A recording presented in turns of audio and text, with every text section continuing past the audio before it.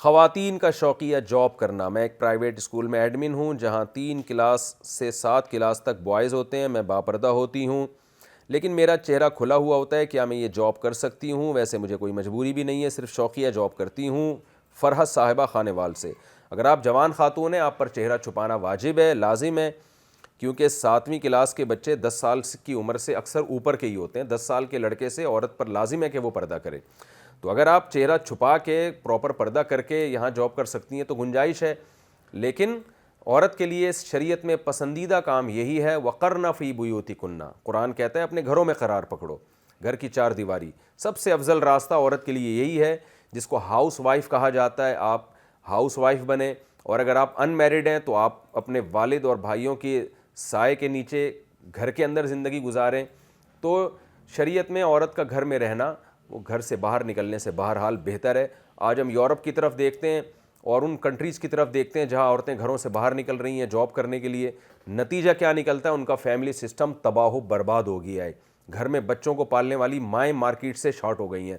تو جو شریعت کا حکم ہے اسی کو فالو کریں. ہاں کوئی مجبوری ہو یا کوئی بڑا ویژن آپ کے سامنے ہو, کوئی اسلامک اسکول آپ چلا رہی ہوں جہاں آپ کا ایک بڑا ویژن ہو کہ بھئی ایسے بچے یہاں سے نکلیں جو اسلام اور دین دنیا دونوں تعلیم سے آراستہ ہوں, اور لڑکیوں کا کالج ہو یا لڑکیوں کا اسکول ہو جس میں آپ کوئی معاشرے میں تبدیلی میں بڑا کردار ادا کر سکتی ہیں, یا کوئی ڈاکٹر ہے جس نے لڑکیوں کا علاج کرنا ہے, تو ایک مجبوری ہے, اس میں قوم کو فائدہ ہے.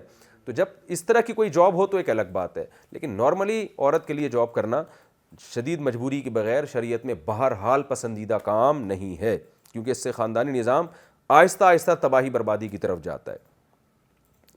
کیا شوہر بچوں کو چھوڑ کر بیوی کو گفٹ کر سکتا ہے؟ اگر شوہر اپنی بیوی کو کچھ ہبہ کرنا چاہے, صرف بیوی کو دے بچوں کو نہ دے, تو کیا وہ ہبہ کر سکتا ہے یا نہیں؟ اور اس میں کچھ لمٹ ہے یا جتنا چاہے دے سکتا ہے؟ مسز شیخ کراچی سے. ان کی مراد ہبہ سے میرا خیال ہے یہ چھوٹے موٹے تحفے نہیں ہیں, یہ پراپرٹی وغیرہ گفٹ کرنا شاید آپ کی مراد ہے.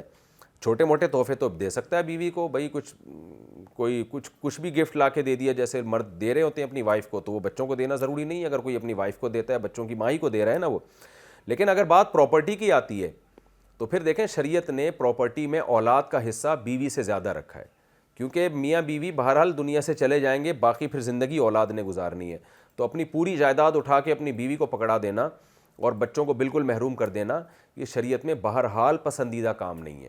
لیکن اگر کوئی فلیٹ وغیرہ کوئی ایسی جہاں بیوی رہتی ہو بچوں کے ساتھ, تو ایسی چیز بیوی کو ہبہ کرتا ہے کہ اس کو پتہ ہے کہ میں دنیا سے جانے والا ہوں, میں بوڑھا ہو گیا, اور یا مجھے کوئی ایسی بیماری لاحق ہو سکتی ہے قریب میں کہ میرے انا للہ کے چانسز بہت زیادہ ہو چکے ہیں, یعنی مرنے کے چانسز بہت زیادہ ہو چکے ہیں. تو پھر وہ بیوی کو یہ سوچ کے گفٹ کر دیتا ہے کہ بھائی بیوی کی وراثت بھی تو پھر اولاد میں ہی جائے گی نا, تو کم از کم ان کے پاس ایک رہنے کے لیے گھر ہو, ٹھکانہ ہو, بچوں کا بھی فائدہ ہے اس میں, بچے بھی اس گھر میں رہیں گے. تو اس نیت سے بیوی کو اگر گفٹ کرتا ہے تو چونکہ اس میں بچوں کا نقصان نہیں ہو رہا, پھر یہ گفٹ بلا کراہت جائز ہوگا, کیونکہ بیوی کے مرنے کے بعد پھر اس کی اولاد میں جو آپ ہی کی اولاد ہے وہاں چلا جائے گا, تو بچوں کو اس میں نقصان نہیں ہو رہا. خلاصہ کلام کا یہ نکلا کہ جہاں بچوں کو نقصان کا خطرہ ہو وہاں تو یہ گفٹ کی ترغیب نہیں دی جائے گی, یہ مکروہ ناپسندیدہ عمل ہوگا. جہاں بچوں کو سرے سے کوئی نقصان نہیں ہو رہا تو وہاں ایسا کرنے میں کوئی حرج نہیں ہے. بے دھیانی میں ایک سورت پڑھتے ہوئے دوسری سورت شروع کر دینا.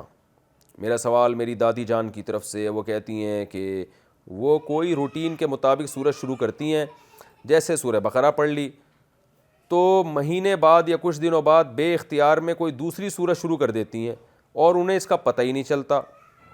تو ان کے دل میں یہ شبہ پیدا ہوتا ہے کہ کہیں یہ گناہ تو نہیں ہے, اس بارے میں رہنمائی فرمائیں. نہیں جی, آپ اپنی دادی کو پہلے تو ہمارا سلام کہہ دیں, ان سے دعاؤں کی درخواست کر دیں اور ان کو بتا دیں اس میں کوئی گناہ نہیں ہے. بے دہانی میں کوئی سورت شروع ہو گئی تو کوئی گناہ نہیں ہے, اسی کو کمپلیٹ کر لیں. اگر وہ سورت صحیح طرح یاد نہیں ہے تو پھر وہی والی سورت پہ دوبارہ آ جائیں جو پہلے آپ نے شروع کر رکھی تھی یا جو روزانہ کا معمول تھا, کوئی حرج نہیں ہے اس میں.